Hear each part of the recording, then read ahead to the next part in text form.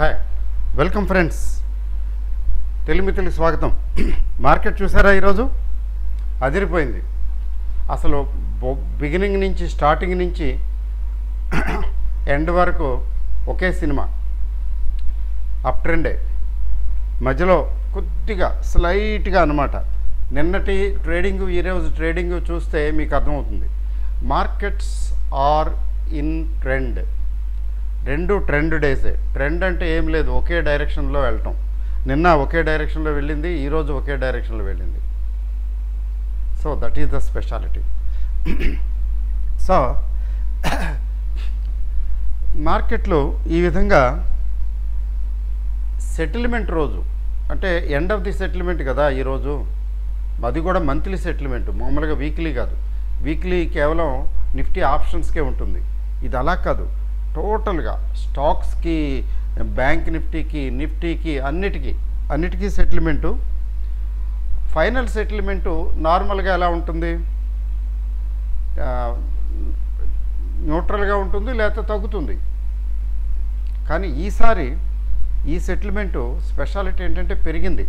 అది పెరగటం ఎట్లా పెరిగిందంటే 2 రోజులు, బుధవారం పెరిగింది, గురువారం పెరిగింది. అంటే బుధవారం చాలా గట్టిగా బాగా వచ్చింది కదా, బయింగ్ వచ్చింది, ఒకే ట్రెండ్లో వెళ్ళింది. అంటే సరిపోలేదన్నమాట. There was some sort of short selling ఎక్కువ ఉందన్నమాట.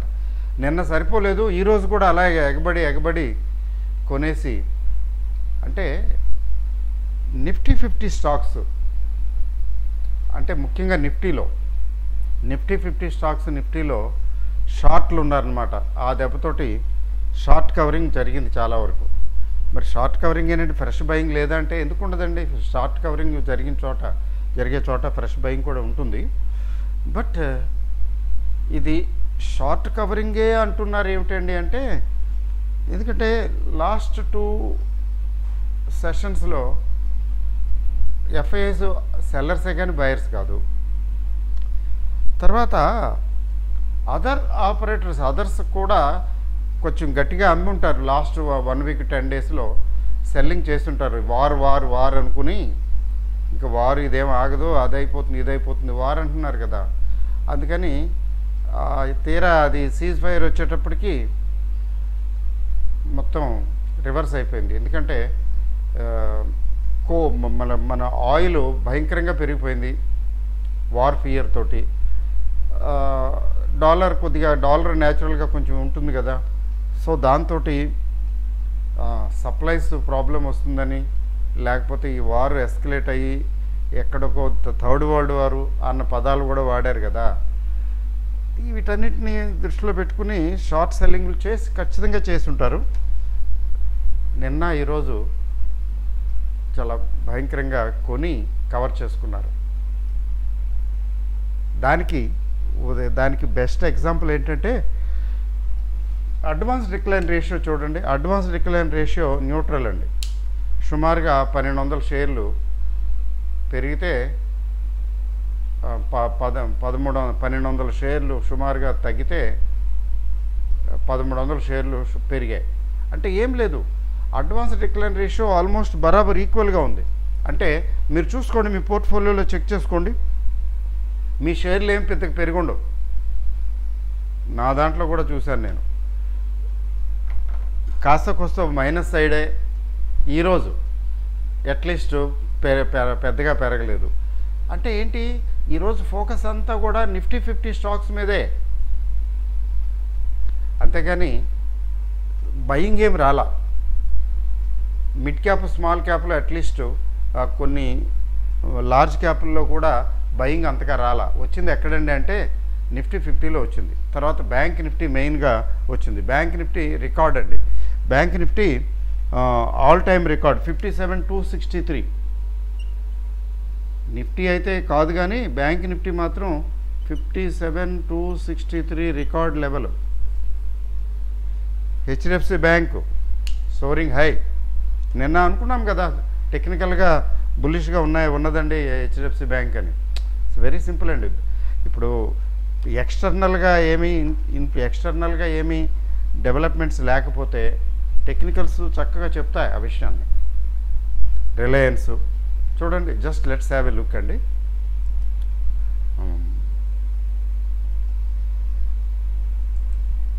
ఒకసారి చూడండి.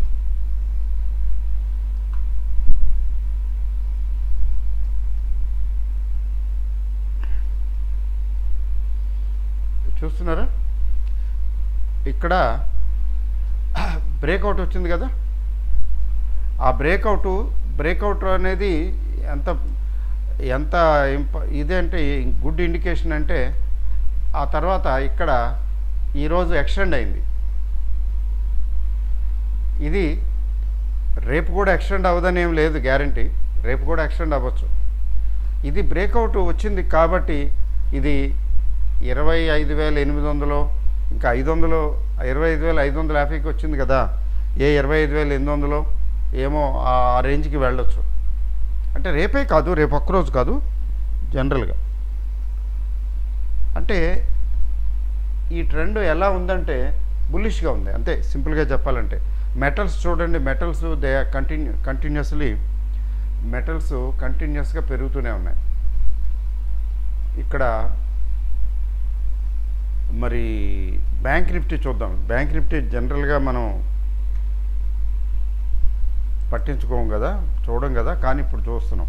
చూడండి, బ్యాంక్ నిఫ్టీలో బ్రేక్అవుట్. ఎస్, ఇప్పుడు బ్యాంక్ నిఫ్టీలో బ్రేక్అవుట్ వచ్చింది. So what do you say అంటే బ్యాంక్ నిఫ్టీని ఫర్దర్గా పైకి తీసుకెళ్ళవచ్చు. చూడండి, ఇక్కడ చూసారా, బ్యాంక్ నిఫ్టీలో బ్రేక్అవుట్ వచ్చింది. అంటే ఈరోజు వచ్చిన హై ఫైనల్ కాదు, అంటే ఇంకా పైకి వెళ్ళొచ్చు, ఇంకా పెరగచ్చు అని. తర్వాత ఏంటంటే ఊహాగానాలు ఏంటంటే ఇంట్రెస్ట్ రేట్లు 0.5% ఏకబిగిన తగ్గించారు కదా మొన్న కదండి. సో ఇంట్రెస్ట్ రేట్లు ఫర్దర్ ఇంకా తగ్గొచ్చు, అంటే టైం ఉందిలేండి, 2 months కదా, ఎవ్రీ 2 monthsకి ఒకసారి కదా. ఇంట్రెస్ట్ రేట్లు ఇంకా తగ్గొచ్చు అనేటటువంటి ఇది కూడా డూయింగ్ రూమర్స్. అంటే దీన్ని బట్టి ఏంటంటే ఇంట్రెస్ట్ రేట్లు ఇంకా తగ్గాయనుకోండి, what happens, it will be wonderful for the Indian economy. ఎందుకంటే కంపెనీలకి తక్కువకు దొరుకుతుంది కదా, తక్కువ ఇంట్రెస్ట్కి లోన్లు దొరుకుతాయి. తర్వాత హోమ్ లోన్లు ఈఎంఐలు అవి కూడా వాటి అమౌంట్ తగ్గుతుంది. అమౌంట్ తగ్గితే వాళ్ళ దగ్గర సేవింగ్ అమౌంట్ పెరుగుతుంది. ఈ రోజుల్లో ఏముందండి, అపార్ట్మెంటు ₹1,00,000, ₹1,25,000, ₹80,000 ఈఎంఐలు కడుతున్నారు. నెల వాళ్ళకి బ్యాంక్ వాళ్ళ కోసం పనిచేస్తున్నారు కదా.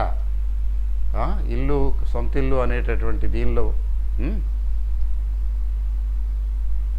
సో ₹1,00,000 ఇన్స్టాల్మెంట్ కట్టేవాడికి 94,000, 95,000 కట్టమని అనుకోండి, 96,000, ఆ 3,000, 4,000 సేవింగేగా. అట్లాగా సేవింగ్స్ పెరుగుతాయి, ఈఎంఐలు ఇంట్రెస్ట్ రేట్లు తగ్గుతాయి. ఇవన్నీ కూడా ఆల్ అడ్వాంటేజెస్. ఇంట్రెస్ట్ రేట్లు తగ్గటం అనేది అడ్వాంటేజే, అది గ్రోత్కి దోహదం చేస్తుంది. మనం యుద్ధం కూడా చాలా చక్కగా క్లుప్తంగా చక్కగా ముగించాం. ఈ మధ్యకాలంలో డొనాల్డ్ ట్రంప్ గారు మంచి పనులే చేస్తున్నట్టుగా ఉన్నాడు. మన యుద్ధం సీజ్ ఫైర్ చేయించాడు మన చేత. అవసరమే, ఎందుకంటే ఇంకెంత కొట్టుకుంటాం, ఎందుకు కొట్టుకోవటం, నష్టమే కదా, ఎకనామికల్గా ఫైనాన్షియల్గా నష్టమే కదా. అది మనం క్లుప్తంగా ముగించాం యుద్ధాన్ని. తర్వాత ఇజ్రాయెల్ వార్ని కూడా ఆయన చెక్ పెట్టేశాడు. ఆయన చేయాల్సిందల్లా చేసేసి ఆపేయండి అయ్యా ఇంకా అన్నాడు. మీరు ఇంకా కొట్టుకోవద్దు అన్నాడు.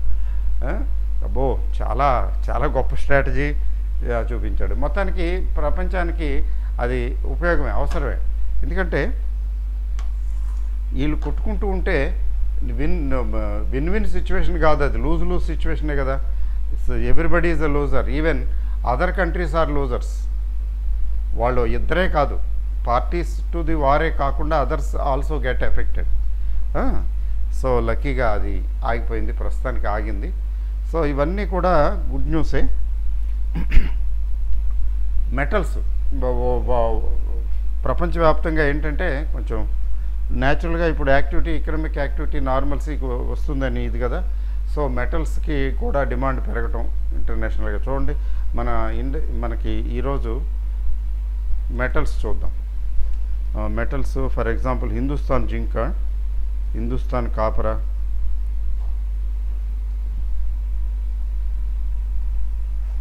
హిందుస్థాన్ జింకు, హిందుస్థాన్ కాపర్ రెండు చూద్దాం. రెండు మెటల్సే కదా. చూడండి బ్రేక్అవుట్. హిందుస్థాన్ కాపర్ అనేది 272కి వచ్చేసింది, ఇట్స్ ఎ బ్రేక్అవుట్. తర్వాత హిందుస్థాన్ జింక్ చూడండి,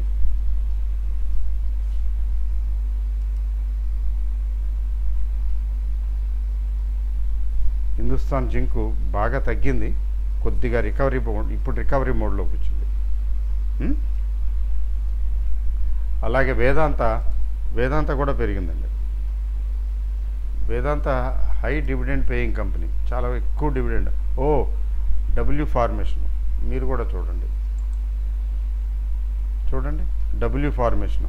ఈ డబ్ల్యూ ఫార్మేషన్ నుంచి ఎస్ పైకి వెళుతున్నది 455.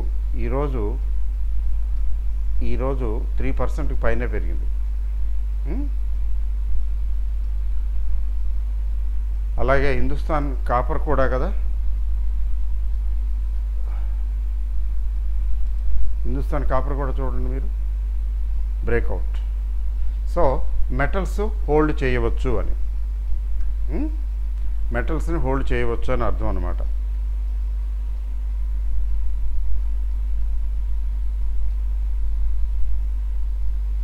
హిండాల్కో కూడా చూద్దాం. చూడండి హిండాల్కో పరిస్థితి ఏంటి, ఎంత పెద్ద బ్రేక్అవుటో చూడండి. సో హిండాల్కో బాగా పెరిగింది, బాగా అంటే సింపుల్గా 2.67 3% దాకా పెరిగింది. అంటే లాస్ట్ 3-4 సెషన్స్ నుంచి 4-5 సెషన్స్ నుంచి పెరుగుతూనే ఉంది. So metals are on prize. తర్వాత పబ్లిక్ సెక్టారు తీసుకున్నట్లయితే, ప్రైవేట్ బ్యాంక్స్ తీసుకున్నట్లయితే హెచ్డిఎఫ్సి బ్యాంకు బాగా పెరిగిందండి. హెచ్డిఎఫ్సి బ్యాంక్ బాగా పెరిగింది. బ్యాంక్స్ పెరిగాయి. బ్యాంక్స్ పెరగకపోతే యాక్సిస్ బ్యాంక్ ఒకటి పెరగకపోతే ఇట్లా ఎందుకు వస్తుంది?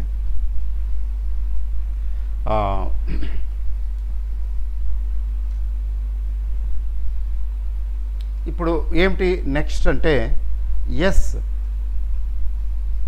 ఇక్కడ మార్కెట్ స్టెబిలైజ్ అయితే మిగిలిన స్టాక్స్లో కూడా, అంటే ఫండమెంటల్స్ బాగుండి ఈ కంపెనీ పెర్ఫార్మెన్స్ బాగుండే అవకాశం ఉంది అనుకున్నవి అన్నీ పెరగటం మొదలు పెడతాయి.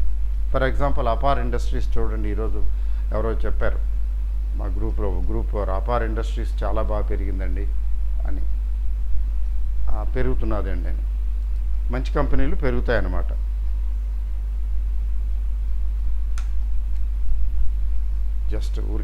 జస్ట్ చూద్దాం అపార్ ఇండస్ట్రీస్ ఏంటి పరిస్థితి. చూసారా, అపార్ ఇండస్ట్రీస్లో బ్రేక్అవుట్ వచ్చింది 8672. ఇది ఒకప్పుడు ఇంకా బాగా వెళ్ళింది అనుకోండి, బాగా పెరిగి మధ్యలో కొంచెం కరెక్షన్ వచ్చింది. ఇది 2 ఇయర్స్ చూసుకున్నట్లయితే మాత్రం ఇంకా తక్కువలోనే ఉంది. 2 ఇయర్స్ హై తీసుకుంటే దీని హై 11,580. 11,000 అంటే అర్థం చేసుకోండి. ఇవి ఏంటంటే ఎనర్జీ పవర్ రిలేటెడ్ సెక్టరు చాలా యాక్టివ్గా ఉందండి, చాలా యాక్టివ్గా ఉంది. చూడండి అపార్ ఇండస్ట్రీస్. ఓకే, ఈ పవర్ సెక్టర్ ఎనర్జీ సెక్టరు బాగుంది. అందువల్ల ఏంటంటే రానున్న కాలంలో ఇంకా బాగుండే అవకాశం ఉంది అని మార్కెట్ వర్గాలు చెప్తున్నాయి. అందువల్ల ఏంటంటే yes, markets are doing very well. మరి నెక్స్ట్ పిఎస్యు బ్యాంక్స్ కూడా కొంచెం బాగుండే అవకాశం ఉంది. సో పిఎస్యు బ్యాంక్స్ కూడా ఎవరి దగ్గర ఉంటే హోల్డ్ చేయటం బెటరు. సో నెక్స్ట్ నేను సాటర్డే కొన్ని షేర్లు డిస్కస్ చేస్తానండి. అంటే షార్ట్ టర్మ్కి లేదా మీడియం టర్మ్కి పనికొచ్చేలాగా, షార్ట్ టర్మ్ మీడియం టర్మ్కి పనికొచ్చేలాగా కొన్ని షేర్లు, యాక్టివ్గా ఉన్న షేర్లు నేను డిస్కస్ చేస్తాను కొన్ని. తర్వాత let us see how markets are going and how we should pick up. Markets పెరగటం ఇంపార్టెంటే, అవసరమే, కానీ మన షేర్లు పెరగాలి, అది ఇంపార్టెంట్ కదా. మన షేర్లు ఎప్పుడు పెరుగుతాయంటే, ఒకటి మార్కెట్ కూడా పెరగాలి, తర్వాత మన షేర్లకి ఫండమెంటల్స్ బాగుండాలి. ఫండమెంటల్స్ బాగోని షేర్లు ఉంటే వాటి వల్ల ఉపయోగం లేదు. అంటే మార్కెట్లు బాగున్నా కానీ అవి పెరగవు. So fundamentals are very important అండి. అది ఆ విషయం మనం అర్థం చేసుకోవాలి. వి విల్ సీ అండి. So next first day of the next month settlement, F&O settlement రేపు ఉంది కదా. రేపు కూడా మార్కెట్ యాక్టివ్గానే ఉండే అవకాశాలు కనపడుతున్నాయి. ఎందుకంటే గ్లోబల్ కండిషన్స్ బాగున్నాయి, అమెరికన్ మార్కెట్స్ చాలా బాగున్నాయి. మరి మన ఇండియన్ ఎకానమీ, ఇండియన్ మార్కెట్లు కూడా బాగానే ఉంది కదా, అన్నీ బాగానే ఉన్నాయి. కాబట్టి రేపు కూడా ఓపెనింగ్ డే కొంచెం బాగానే పాజిటివ్గానే ఉండటానికి అవకాశాలు ఉన్నాయి. అంతవరకే చెప్పగలం. ఓకే అండి. So thank you very very much. All the best and good night.